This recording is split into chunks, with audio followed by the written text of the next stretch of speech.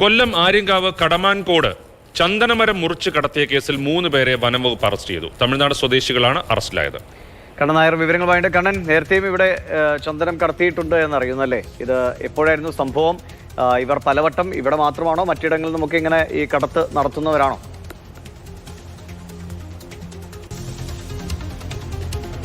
പറയുന്നത് സംരക്ഷിത ചന്ദന തോട്ടമുള്ള മേഖലയാണ്. ഈ മേഖലയിൽ നിന്ന് സ്ഥിരമായി ചന്ദനം മുറിച്ചു കടത്തുന്ന പതിവായിരുന്നു. അതിൻ്റെ അടിസ്ഥാനത്തിൽ വനംവകുപ്പ് വലിയ രീതിയിലുള്ള പരിശോധന നടത്തിയിരുന്നു. ആ പരിശോധനയുടെ അടിസ്ഥാനത്തിൽ തമിഴ്നാട്ടിൽ നിന്നാണ് കൂടുതലായി ചന്ദന മോഷ്ടാക്കൾ എത്തുന്നതെന്നാണ് മനസ്സിലാക്കിയത്. അതായത് തമിഴ്നാട് അതിർത്തിയിൽ നിന്ന് പുളിയറിൽ നിന്ന് നേരെ ഈ സംരക്ഷിത ചന്ദനത്തോട്ടത്തിലേക്ക് കയറാൻ സാധിക്കും. അങ്ങനെ ചന്ദനം മുറിച്ചു കടത്തുകയായിരുന്നു പതിവ്.